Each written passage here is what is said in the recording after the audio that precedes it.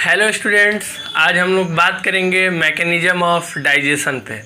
आज का हमारा मेन टॉपिक रहेगा कि जो भी हमारे ऑर्गन हैं, जो भी हमारे ग्लैंड्स हैं, जो सिक्रीशन करते हैं, जो इंजाइम्स बनाते हैं, उन इंजाइम्स का हमारे बॉडी पे किस तरीके से इफेक्ट पड़ता है और कौन कौन से सबस्ट्रेट्स और कौन कौन से प्रोडक्ट को बनाते हैं। इसके लिए हमने एक चार्ट बनाया है ताकि आपको पढ़ने में थोड़ा ईजी हो, क्योंकि बेसिकली हम लोग क्या मानते हैं कि अगर चार्ट के फॉर्म में किसी भी चीज़ को स्टडी किया जाए तो थोड़ा हम लोग क्या उसको कंपैरेटिव नेचर से देख सकते हैं कि क्यों वो माउथ रीजन में ये हुआ तो स्टमक रीजन में ये हुआ। उसी तरीके से हमने भी यहाँ पर क्या एक चार्ट को प्रिपेयर किया है। आइए देखते हैं अभी तक के चार्ट में हम लोग को क्या दिख रहा है कि पहले हम लोग स्टार्ट कहाँ से करेंगे, माउथ से, क्योंकि बाबू हम लोग डाइजेस्टिव सिस्टम पढ़े थे और एक तरह से ये डाइजेस्टिव सिस्टम का ही पार्ट है, क्योंकि नाम है मैकेनिज्म ऑफ डाइजेशन। तो माउथ से स्टार्ट करते हुए हम लोग कहाँ तक जाएंगे, लोअर तक जाएंगे, मतलब कि इंटेस्टाइन तक जाएंगे, सभी फ्लूइड और सभी सिक्रीशंस की बात करेंगे। ठीक, तो अभी तक पहले हम लोगों माउथ ने हम लोग पहले पढ़ चुके थे कि माउथ में भी सलाइवरी ग्लैंड्स पे प्रेजेंट है जो कि पेयर्ड में होते हैं, उनके नाम के बारे में पढ़ लिए थे। तो बेसिकली हम लोगों ने क्या पढ़ा था कि सोर्स उसका क्या होता है, सलाइवरी ग्लैंड होता है। सलाइवरी ग्लैंड एक ऐसा ग्लैंड है जो कि सलाइवा का फॉर्मेशन करता है, उसके साथ उसमें अमाइलेज और एक टाइलिन नामक इंजाइम का भी सिक्रीशन होता है, जो कि क्या करता है, स्टार्च को ब्रेक करता है। स्टार्च को किस में ब्रेक करता है बाबू, कार्बोहाइड्रेट में। और ये कार्बोहाइड्रेट और सिंप्लीफाई होकर क्या बनाता है, शुगर बनाता है या ग्लूकोज बनाता है। तो अगर आपसे कोई ये सवाल करे कि शुगर मॉलिक्यूल का या स्टार्च का सबसे सिंपलेस्ट फॉर्म क्या है, तो हमारा ग्लूकोज होगा। क्यों? क्योंकि स्टार्च था कॉम्प्लेक्स, ब्रेक किए कार्बोहाइड्रेट में, और ये कार्बोहाइड्रेट फिर ब्रेक करके क्या बनाया, शुगर या तो ग्लूकोज बनाया। उसी तरीके से अगर आप प्रोटीन की बात करें तो प्रोटीन का बाबू सबसे लोएस्ट होता है, सबसे मतलब कि सबसे स्मॉलेस्ट होता है। इसके कौन से सबस्ट्रेट होते हैं बाबू, एमिनो एसिड होते हैं। देखिए हमने यहाँ पर लिखा है, क्या होता है इसका, एमिनो एसिड। आपने पहली बार नाम सुना होगा। ये एमिनो एसिड हम लोग बेसिकली पढ़ते हैं जेनेटिक्स में, जब डीएनए और आरएनए की स्टडी करते हैं तो ये एमिनो एसिड पढ़ना है, क्योंकि वहाँ पर सारा रोल प्ले हमारे बॉडी का एमिनो एसिड ही करता है। कोड्स वगैरह भी एमिनो एसिड ही परफॉर्म करता है हमारे डीएनए और आरएनए में। तो देखिए क्या हुआ, हमारे बॉडी में सबसे लोएस्ट में होगा, अगर प्रोटीन ब्रेक करेगा तो लास्टली क्या बनाएगा, एमिनो एसिड बनाएगा। उसी तरीके से जैसे ही फैट ब्रेक करता है, जब फैट ब्रेक करता है तो क्या बनाता है, फैटी एसिड और ग्लिसरॉल, और क्या बनाता है साथ में, ग्लिसरॉल बनाता है। ठीक,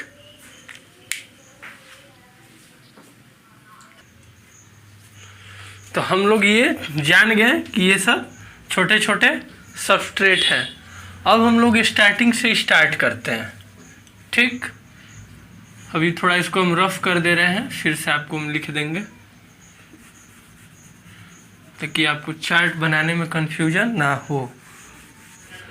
तो माउथ में हम लोगों ने पढ़ लिया था कि सलाइवरी ग्लैंड है, और ये सलाइवरी ग्लैंड क्या करता था, सलाइवरी अमाइलेज को सिक्रीट करता था। किसको, सलाइवरी अमाइलेज, या इसको टाइलिन भी आप बोल सकते हैं। अभी ये सलाइवरी अमाइलेज और टाइलिन या जो भी ये क्या करता था, इस स्टार्च को, मतलब कि पॉलीसेकेराइड्स को, हम लोगों ने बुक्स में पढ़ा है स्टार्च के, इसमें पॉलीसेकेराइड्स इसको बोलते हैं। ठीक, इस पॉलीसेकेराइड्स को किस में ब्रेक करता था, शुगर में, या आप ये बोल सकते हैं कि डाइसेकेराइड में या माल्टोज।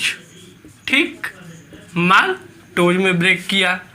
तो यहाँ पर क्या हुआ, हमारे शुगर का डाइजेशन खत्म हुआ। लेकिन स्टमक के पास गैस्ट्रिक ग्लैंड है और ये क्या करेगा, पेप्सिन करेगा, सिक्रीट एंजाइम। लेकिन किस में बाबू, ये एडल्ट में होगा, ठीक, एडल्ट में होगा। तो जो 6 महीने के होंगे या जो एडल्ट नहीं होंगे, जो बच्चे होंगे, उनमें क्या सीक्रेट्स होगा? उसमें रेनिन होगा। आपको ये बताया था हमने कि जब छोटा बच्चा होता है, जब वो केवल दूध पीता है, तो उसके बॉडी में क्या सीक्रेट होता है? रेनिन सीक्रेट होता है। ठीक, और ये रेनिन क्या करता है? ये भी प्रोटीन ही ब्रेक करने का काम करता है। लेकिन क्या ये सारे प्रोटीन एमिनो एसिड में ब्रेक होते हैं? नहीं होते हैं। कुछ प्रोटीन क्या होंगे? पेप्टॉन्स में होंगे, और बाकी के कुछ प्रोटीन क्या होंगे? एमिनो एसिड में ब्रेक होंगे। क्योंकि अगर सारे बाबू अगर एमिनो एसिड में ब्रेक हो गए तो होगा क्या कि हमारे बॉडी का और अदर फंक्शन नहीं हो पाएगा, क्योंकि कुछ पेप्टॉन्स भी हमारे बॉडी में क्या करते हैं?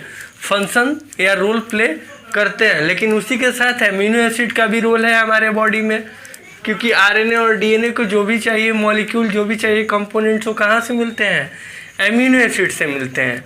ठीक, तो अगर आपसे ये बोला जाए कि प्रोटीन और पेप्टॉन्स में कॉम्प्लेक्स कौन है, तो ये प्रोटीन है। लेकिन पेप्टॉन्स और एमिनो एसिड में कॉम्प्लेक्स बोले तो पेप्टॉन्स उसके रेशियो में ये कॉम्प्लेक्स है, और सबसे सिंपलेस्ट कौन होगा? हमारा एमिनो एसिड होगा। आगे हमारा पैनक्रियाज था, लेकिन पैनक्रिएटिक ग्लैंड पढ़ा था तो हम लोगों ने ये पढ़ा था कि कॉमन बाइल डक्ट, आपको याद होगा कि एक लेफ्ट हिपेटिक डक्ट था और एक राइट हिपेटिक डक्ट था, और ये दोनों मिलकर क्या बनाते थे? Common bile duct. ठीक, अब ये कॉमन बाइल डक्ट में क्या होता था? बाइल जूस आता था। ठीक, लेकिन बाइल जूस के साथ साथ उसमें पैनक्रिएटिक ग्लैंड से भी तो पैनक्रिएटिक जूस आता था पैनक्रिएटिक जूस। पिछले वाले लेक्चर में हमने इन सभी चीज़ों को बता दिया है। ये पैनक्रिएटिक जूस केवल एक नहीं था, इसमें बहुत सारे कॉम्बिनेशन थे, मतलब पूरा मिक्सिंग था। इसी वजह से हम लोग पैनक्रियाज को क्या बोलते थे? मिक्स ग्लैंड बोलते थे, क्योंकि ये एंडोक्राइन और एक्सोक्राइन दोनों काम करता था। ये फूड के भी डाइजेशन में काम आता था, और क्या शुगर लेवल के रेगुलेशन में भी काम आता था, क्योंकि यही इंसुलिन बनाता था। इस बारे में लोगों ने पहले पढ़ लिया था। अब क्या हुआ कि ये जो ट्रिप्सिन एंजाइम है, ये क्या करता था? प्रोटीन को ब्रेक किया। किस फॉर्म में? पेप्टॉन्स के फॉर्म में। दूसरा, अमाइलेज इसके पास भी है, लेकिन ये अमाइलेज और ये अमाइलेज डिफरेंस है। जिस तरीके से इसको सलाइवरी अमाइलेज बोल रहे हैं, इसको पैनक्रिएटिक अमाइलेज बोलेंगे बाबू। ठीक, क्या? Pancreatic amylase. अब ये पैनक्रिएटिक अमाइलेज क्या करेगा? पॉलीसेकेराइड को तोड़ेगा डाइसेकेराइड में, मीन्स इसको भी इसने माल्टोज में ब्रेक किया। और अभी हम बताए थे कि बाबू फैट किस में टूटता है? फैटी एसिड और ग्लिसरॉल में। लेकिन अभी यहाँ हम लोग केवल फैटी एसिड ही लिखेंगे। तो हुआ क्या कि जो लाइपेज हुआ वो किस पे काम किया? वो फैट पे काम किया। और क्या किया? फैट को फैटी एसिड और ग्लिसरॉल में तोड़ दिया। लेकिन देखो, इससे पहले हम बताए थे बाबू कि पेप्टॉन्स और एमिनो एसिड दोनों बनेंगे। तो अब इसको पता है कि पेप्टॉन्स हमने बना दिया, लेकिन अभी एमिनो एसिड हमारे पास बाकी है बनना। तो ये एमिनो एसिड बनाने का काम कौन करेगा? कार्बोक्सीपेप्टिडेज। अब यही कार्बोक्सीपेप्टिडेज बाबू अगर ASE अगर कहीं सफिक्स लगता है तो इसका मतलब कि ये क्या है? एंजाइम है। हम क्लासेज में भी कई बार बता चुके हैं, जैसे कि न्यूक्लिएज, डीएनएज, आरएनएज, तो ये सब क्या है? एंजाइम्स हैं। क्यों? क्योंकि इसके सफिक्स ASE लगे हैं। तो जहाँ भी ASE आपको मिले उसको आप समझिए कि वो क्या है? एंजाइम है। तो ये कार्बोक्सीपेप्टिडेज क्या किया? पेप्टाइड को तोड़ा। मतलब कि पेप्टिडेज को तोड़ा तो पेप्टिडेज के बीच में क्या होगा? पेप्टाइड बॉन्ड होगा।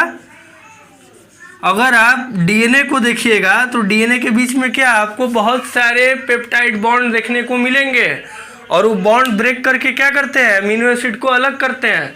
जब हम लोग कभी भी पढ़ते हैं रेप्लिकेशन या फिर कुछ भी उससे रिलेटेड ट्रांसलेशन, तो हम लोग को ये पेप्टाइड बॉन्ड के बारे में पढ़ना पड़ता है। कुछ ग्लाइकोसिडिक लिंकेज भी मिल लेते हैं आपको। उसी तरीके से यहाँ पेप्टाइड क्या हुआ? पेप्टाइड ब्रेक किया। जैसे ही बॉन्ड ब्रेक किया और आगे चल के क्या बनाया? एमिनो एसिड बनाया। तो आप सोचिए कि पेप्टॉन्स के भी अपने काम हो गए और एमिनो एसिड के भी अपने काम हो गए। तो इतना काम करता है केवल हमारा पैनक्रियाज, किसके हेल्प से? पैनक्रिएटिक जूस के वजह जूस के हेल्प से। नेक्स्ट हमारा है आपको स्मॉल इंटेस्टाइन। अब स्मॉल इंटेस्टाइन के भी हम लोग देख लेते हैं कि कौन कौन सी एंजाइम्स है और किस तरीके से हमारे फूड के मैकेनिज्म पे, डाइजेशन के मैकेनिज्म पे काम करते हैं। तो स्मॉल इंटेस्टाइन से बाबू क्या आता है? इंटेस्टाइनल ग्लैंड है, ठीक, क्योंकि सबको पता है कि जो पार्शियली डाइजेशन करता है वो कहाँ होता है? स्टमक में। मतलब कि हमारा जो स्टमक होता है वो भी फुली डाइजेशन नहीं करता है, पार्शियली करता है, मतलब कुछ छोड़ देता है। किसके लिए? इस इंटेस्टाइन के लिए। अब ये इंटेस्टाइन पता है कहाँ खुलता है? डिओडेनम पार्ट पे खुलता है, जहाँ पे क्या? Pancreatic juice, common bile duct और ये इंटेस्टाइनल ग्लैंड के एंजाइम्स क्या करते हैं? सब एक साथ मिलकर कॉम्बिनेशन बनाकर क्या करते हैं? उसको फुल्ली डाइजेस्ट करते हैं। तब देखते हैं कि स्मॉल इंटेस्टाइन के इंटेस्टाइनल ग्लैंड में कौन कौन से एंजाइम्स हैं। तब देखिएगा कि यहाँ एमिनो पेप्टाइडेज हैं। एमिनो पेप्टाइडेज मतलब कि बाबू वो एमिनो एसिड जहाँ की आपको पेप्टाइड के बॉन्ड मिलेंगे। किसके? पेप्टाइड्स के बॉन्ड मिलेंगे। तो आप सभी को पता है कि अगर बॉन्ड है तो उसको सिंपलेस्ट बनाने के लिए उसको क्या तोड़ना पड़ेगा। मान लो कि मेरे पास पूरा एक गुड़ का भेली है, ठीक, और मेरे से कोई मांगे कि हमको केवल 100 ही ग्राम गुड़ दो, तो क्या ये पॉसिबल है कि गुड़ को बिना तोड़े हम उसको 100 ग्राम दें? नहीं, गुड़ को हम क्या करेंगे? पहले उसको तोड़ देंगे, तोड़ के एकदम छोटे छोटे छोटे छोटे पार्टों में कर देंगे और उसको कितना देंगे? 100 ग्राम देंगे।